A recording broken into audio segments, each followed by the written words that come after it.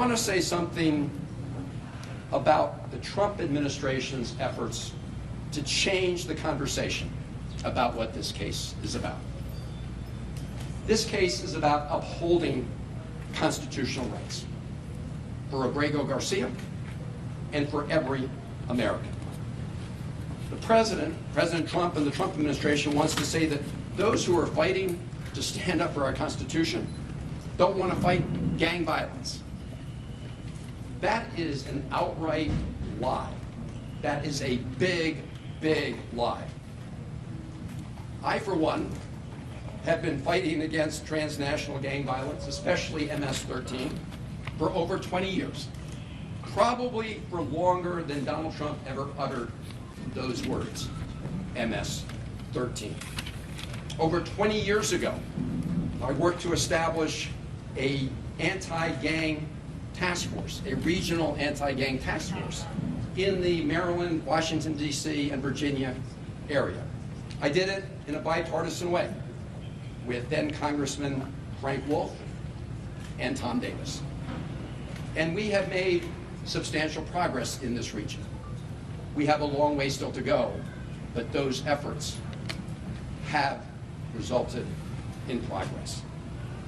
So I say to the President and the Trump administration, if you want to make claims about Mr. Abrego Garcia and MS-13, you should present them in the court, not over social media.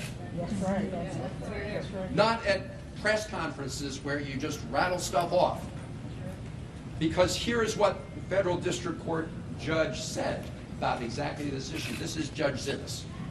So she is the federal district court judge in the District of Maryland, where the case first appeared. This is a quote from her opinion. Defendants, and in this case, this is the Trump administration she's referring to, have offered no evidence linking Abrego Garcia to MS-13 or any terrorist activity. And vague allegations of gang association alone do not supersede the express protections offered under the INA, unquote. She emphasized this point, and I'm quoting, "No evidence before the court connects Abrego Garcia to MS-13 or any other criminal organization," unquote. In other words, put up in court or shut up.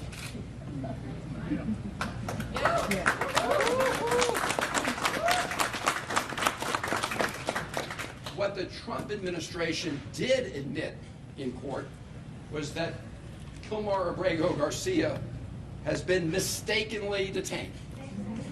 They called it a, quote, administrative error, unquote. An administrative error that has resulted in him being abducted off the streets of Maryland and put into prison in El Salvador. That has deprived him of his personal freedom and liberty.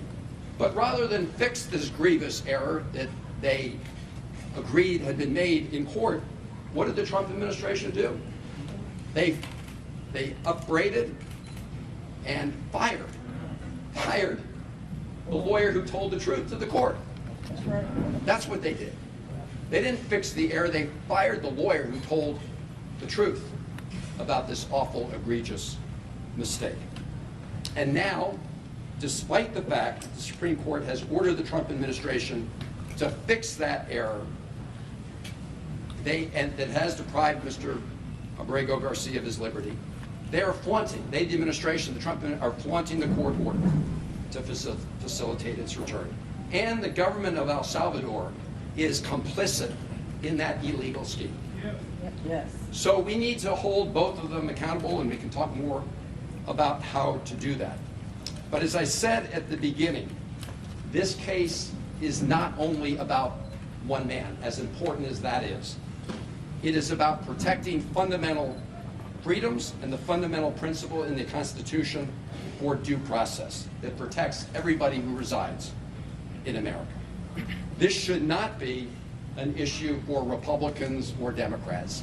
This is an issue for every American who cares about our Constitution, who cares about personal liberty, who cares about due process, and who cares about what makes America so different, which is adherence to all of those things. This is an American issue.